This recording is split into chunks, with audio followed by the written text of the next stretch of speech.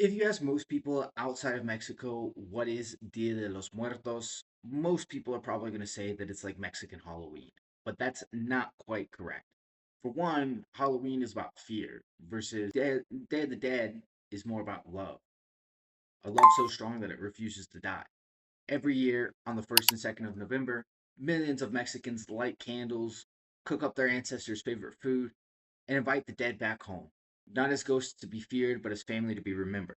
It's a celebration of memory and gratitude, a moment when time blurs and the dead sit side by side with the living. UNESCO, in fact, named it as one of their humanity's greatest cultural heritages. But in Mexico, it's something far more intimate. It's proof that death isn't the end of life, it's rather just the beginning. So before Christianity ever arrived to Mesoamerica, death already had a huge role in life in Mesoamerica. The Mexica or the Aztecs believed that the place you went in the afterlife depended not on how good of a person you were, but on the way in which you died. Right? Those who died by water, like sailors, went to Tlalocon, the paradise of the rain god Tlaloc. Warriors and women who died in childbirth went to Omeyocan, the house of the sun. Children went to Chichihuacuaco, along with unbaptized children, right? And everybody else began a long 4 year journey through the underworld of Mictlan, guided by a Xoloitzcuintli, which is a lot of the times why they were sacrificed with people in this culture.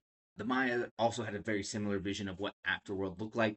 However, instead of Mictlan, their underworld was called Xibalba. I believe I'm saying that right. Similar to Hades, they have to cross a huge river. Similar to the Mexica, they're guided by a dog, like Xoloitzcuintli. Right? Across ancient Mexico, people buried their dead with food, copal, incense, jade, seeds, sacrificed dogs, even. And this was all with the goal of helping guide their soul to the afterlife. And so when the Spanish arrived, they ran into these cultures who had an entire worldview revolving around death, rebirth, and the honoring of their ancestors. Right? So instead of trying to erase these cultures and traditions, the missionaries began to blend them with Catholic rituals, a process known as syncretism. Right?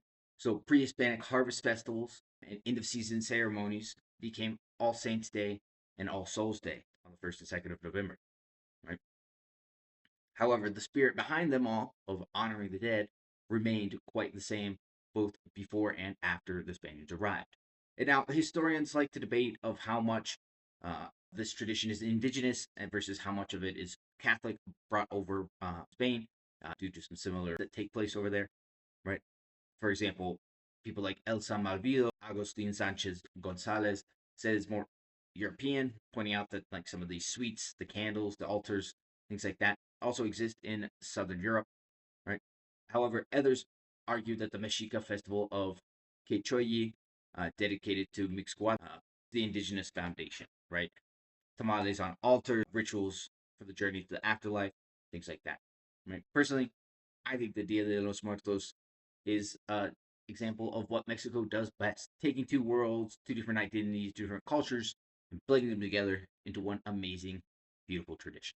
So, what are actually going to see on Dia de los Muertos, right? Well, the most important symbol that we're going to find is the ofrenda, which is the altar built in the home with pictures of the dead, their favorite foods, cigars, beer, anything that they might have liked in life, they're going to be put on these altars, right? Next up, we have the Cempasúchil.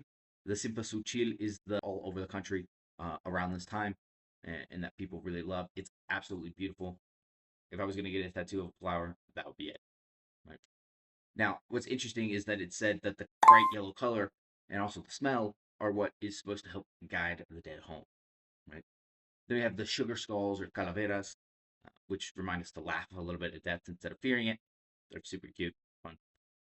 And then we have pan de muerto, right, which is sweet bread, and it represents both death and life, and is baked to be shared with the living and offered to the dead.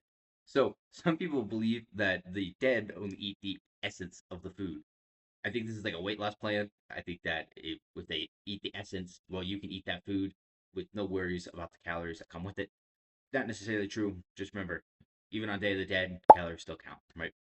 And then the last thing people will leave on the altars are pillows and blankets so that the dead can rest and go back home well recovered after their long journey to the side of the living. And so, something I just learned actually recently is that each day has a specific thing that it is dedicated to, right? And it starts from the 27th, funnily enough, today onwards, right? The 27th is meant for pets. So, if you had a pet that died, this is the night they were supposed to come back. The next day, the 28th, is for those who died in accidents. Anybody who died in an accidental way is supposed to come back on this night. Then we have the 29th, which is for those who have drowned. These would be the people that went to Tlalocan, the home of Tlaloc, the rain god. Then on the 30th, we have forgotten souls, aka people who don't have family, people whose family have died, or they have no one to come back and honor them, right? And then on the 31st, we have either stillborn children or children who have died before baptism, who were born and just didn't get baptized. Then November 1st is when the souls of the children return. And then on the 2nd, the souls of the adults come back. It's actually not just a single day, it's an entire week-long journey of people coming back to visit. Today, the way it's celebrated changes.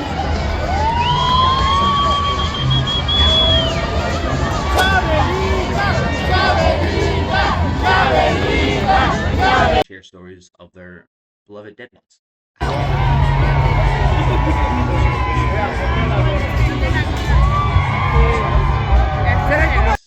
Catholic traditions, right?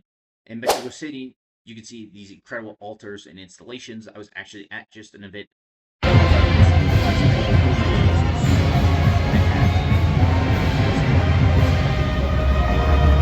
They had bands, they had people dressed up as calaveras in outfits, they had a parade. It was so cool, right? But you can also check out some incredible altars and other installations at the Frida Kahlo Museum, at the Diego Rivera Museum, the Museum of Popular Art, and the Claustro de Sor Juana Inés de la Cruz. They actually have some stuff set up there.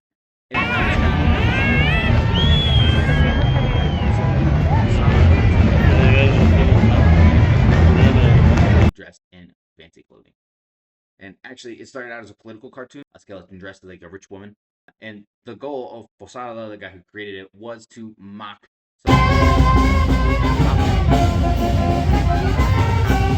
fashion and using it in Mexico, right? And then later on, Diego Rivera made a mural, Sueño de una tarde dominical en la Alameda Central. A reminder that no matter how rich or powerful or important we think we may be, death is going to get us in the end. Now, if you want to understand this Mexican culture and Day of the Dead through a little bit more of a lens and get to practice your Spanish, I got 3 movies for you. The first is Macario. This is a really good story. I watched this movie the other day. Uh, it's a story about a guy and his family and how he goes about and meets death and the devil and God. And it's a really interesting movie. I highly recommend to check it out. Then we also have the Calac, right, which is a Mexican short film about the spirit world. And then, of course, we have Coco, the Pixar film that beautifully introduced this tradition to the world. And watching them in Spanish, even with subtitles, or watching them in English with subtitles, right, is a great way to practice your ability to listen, pick up real world expressions and vocabulary, and also to learn a little bit about the Day of the Dead. So, no, Dia de los Muertos is not the Mexican version of Halloween. Halloween was born from fear, it was a night to keep ghosts away. Whereas Day of the Dead is from love. They're actually inviting back their ancestors to come back and visit them. It's about continuity and connection, gratitude. And to many, it's a proof that memories never die and that the people we've lost are still very much part of our lives. If you want to learn about Mexican culture and improve your Spanish at the same time, next Monday I'm holding a free webinar. You can sign up by going to webinar.nomadlanguageacademy.com, put in your information, and you'll get all the connection instructions to join the next seminar, right? Or feel free to shoot me a message at nomadlanguageacademy.com or via WhatsApp to get in touch about private or group classes. I hope you guys have enjoyed this video. I hope you guys have learned a little bit more about the Day of the Dead. If you guys are in Mexico, I highly recommend to check it out.